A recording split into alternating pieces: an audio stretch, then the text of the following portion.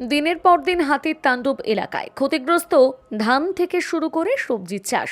হাতির অবস্থান এবং ক্ষয়ক্ষতি সম্পর্কে সবকিছু জেনেও সঠিক সময়ে হাতি ড্রাইভ করার কোনো উদ্যোগ নেয় না দপ্তর। এমনই অভিযোগ গোপীবল্লভপুরের কমলাশোল বিট অফিসের সামনে গোপীবল্লভপুর নয়াগ্রাম রাজ্য সড়ক অবরোধ করে প্রতিবাদে সামিল হলেন স্থানীয় বাসিন্দারা। ঘটনার জেরে রাজ্য সড়কের উপর আটকে পড়ে যাত্রীবাহী বাস থেকে শুরু করে মালবাহী গাড়ি, অ্যাম্বুলেন্স। আন্দোলনকারীদের অভিযোগ, নিয়মিত কমলাশোল বিট অফিসের অন্তর্গত এলাকা কাকরিডাহি, ছোট ধনকামরা, গোপালপুর, পিডরাগেরিয়া এলাকায় হাতি তাণ্ডব চালাচ্ছে। এলাকায় হাতি ঢুকলে এলাকা থেকে সরানোর জন্য দ্রুত ড্রাইভ করার কথা বন দপ্তরকে জানালে কোনো ব্যবস্থা নেওয়া হয় না বলে অভিযোগ। তার মধ্যে শুক্রবার ভোর রাতে 5 থেকে 6টি হাতি বেশ কয়েকটি গ্রামে ধান চাষের ব্যাপক ক্ষয়ক্ষতি করেছে, যার কারণে এদিন পথ অবরোধে এলাকার চাষিরা। আমাদের বড় ধান চাষ করেছি, প্রত্যেকবারেই অনেক চাপ দিলে তখন একবার মতন তাড়িয়ে দেয়, আবার হাতি তো আবার পুনরায় ফিরে আসে এই জঙ্গলকে।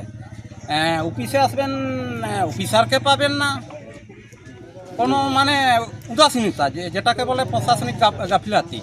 আপনার এই চাঁদাবিলা রেঞ্জে আজকে হাতি ঢুকলো, আজকেই ড্রাইভ করে দেয়, এখানে সেই ব্যবস্থা নেই। কি বন দপ্তর কি সমস্যা হচ্ছে? হাতি দিনের পর দিন আমাদের ফসল নষ্ট করছে।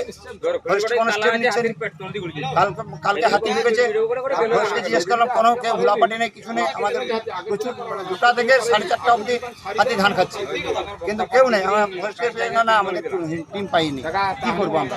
কতদিন ধরে সমস্যা ভুগছে?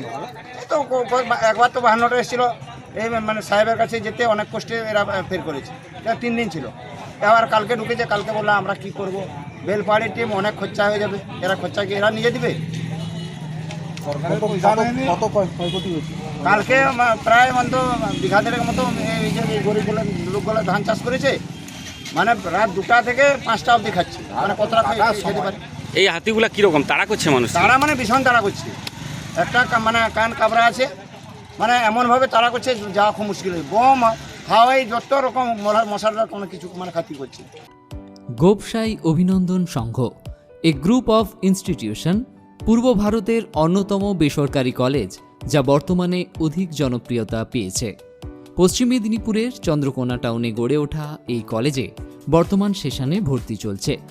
2025 এবং 2026 সেশনে ভর্তির জন্য শীঘ্রই যোগাযোগ করুন।